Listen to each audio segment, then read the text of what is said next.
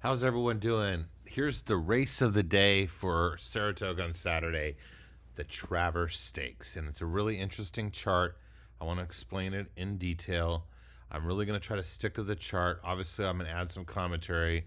I've been watching these horses all year, got my own biases, but I want to be as honest as I can, as forthcoming with what you're seeing on this chart. Okay. And by the way, if you want the full Saratoga card for Saturday, you can get it for just $10 on Horse Racing Nation. Go to Expert Picks. You can get it for $10, and I think it'll help you tremendously. I was at Saratoga last year for the Travers, had a blast, and my charts were great. If you want, you can also become a customer. You get the monthly subscription for $40, and you get every single track in America every single day of the month. Okay? All right, let's look at what we got here. Now, first of all, let's talk about the two tosses. Okay? And the two tosses are the 3 and the 4, who have no shot based on the odds and are really slow on energy. 92 of energy is much slower than these top 3 horses. And those are the two tosses. They will not hit the superfecta, and so we can ignore them. Now, the plus horse goes to the best combination on my charts of letter grade and value, and that's Rich Strike. And Rich Strike has a very interesting odds lines. PFDS odds, which is really looking at all past performances and what's the horse's probability of winning, and only gives this horse basically a 16-1 shot of winning. But best odds isolates on a single race, and of course in this case that's going to be the Kentucky Derby, and Rich Strike won the Kentucky Derby and would be basically the favorite if you only looked at the horse's best race. But as we know, in that race there was a tremendous speed duel that's set up for Rich Strike. And, before that, the horse didn't look like much. And then in the Belmont, the horse really came back to earth. So this $20 of value is being based off this 2.7-1 on best odds. And without that 20-1, without that option, this horse would actually be an underlay, 10-1 versus 16-1. And so the way I'm playing Rich Strike is a closer who could hit the board. Okay, I don't think any higher than third is the highest I would play that horse. All right, now let's talk about Artorias and Cyberknife. So Cyberknife is not a horse I like very much, but ran really impressive in the Haskell. Rail trip, had a ton of run, pushed through, got paused at the top of the stretch, ducked down, and really fought on hard. The track was super fast. They set a track record. Multiple track records were set that day. He and Taba were in a battle down to the wire, and Cyberknife pulled it off. Okay.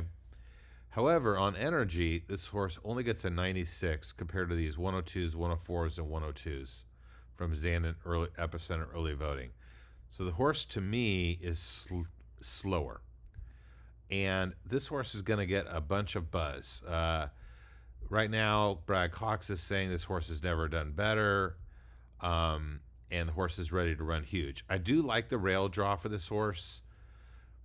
I was analyzing Saratoga's 9 furlong races and longer. It's only been 13. And you want to be drawn inside, post 1 to 3, won 8 out of 13, and you want to be within 1 length of the lead. 9 out of 13 were within 1 length of the lead. So, his draw is good. I don't know how close he's going to be to the early lead. I think he'll be farther than a length back. But great post draw, and, I think could make an impact, but off that Haskell performance. But another thing is, I've never been a big fan of the Haskell horses coming to Saratoga. The surface is just dramatically different. Yes, there have been horses that have won on both, but I like the horses coming out of the Jim Dandy and Curlin, stakes. So I'm going to fade Cyberknife. I think this horse is going to get bet down. It's going to be clear second choice. And I'm going to fade that one. Now, Artorias is only raced twice. And now, third race lifetime is going to go 10 furlongs. Had maiden race, had the 9 furlong Curlin Stakes. Now is going 10 furlongs against the best horses in the country. Son of Arrogate, they think this horse has a ton of upside, and probably does. This is just asking an awful lot early. Gets really bad scores on PFDS and best odds because the horse is just so lightly raced and has never competed against horses of this quality. I think the horse is a bad bet at 9-2. Okay. So now we're done up to these top three, and these top three are the battle-tested horses who've been racing against the top company, and they got the three best energy scores: 102, 104, 102. Now let's talk about Epicenter. This is a horse I like.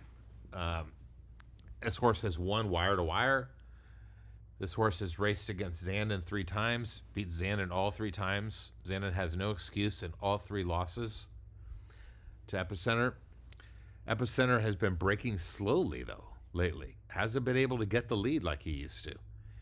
And I'm not convinced he can do it now. But in this last race, for example, he got outbroke by Tawny Port, who had IRAD on him. And IRAD, I think, deliberately came over in front of Epicenter and put Epicenter in a tough position.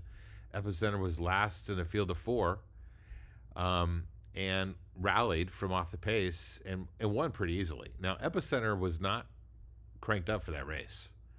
And I think Epicenter will improve off that performance. Obviously likes the Saratoga surface and just makes complete sense.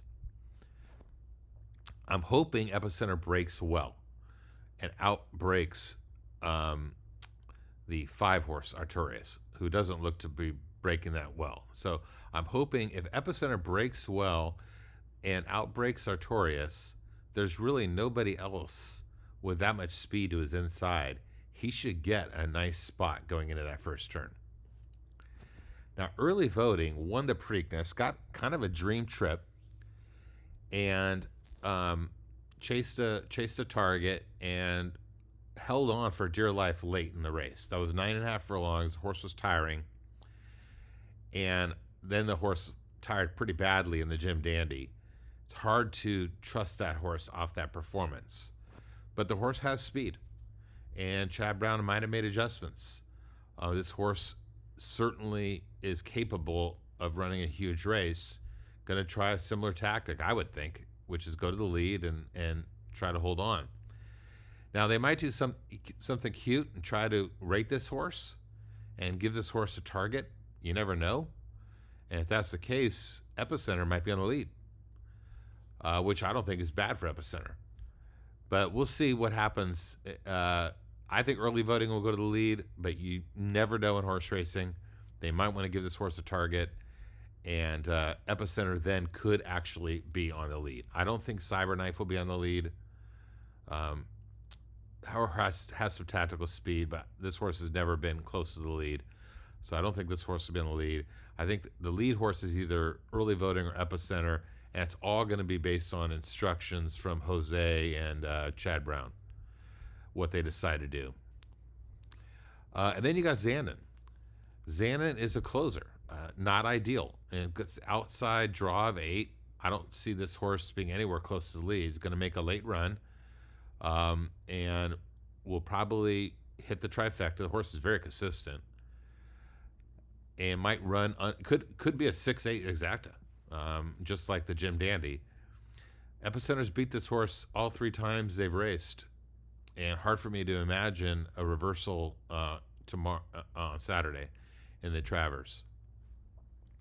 So I'm going to play it Epicenter to win, Zandon to take second, and either early voting or Rich Strike to take third. And I'm going to try to beat the 1 and the 5. That's where I think the value is, trying to beat those 2 horses. Good luck. It's going to be a great race, great card. Hope you guys buy my product. You'll get every track on Saturday for $10, including Saratoga. I think it'll help you a lot. Have a great day.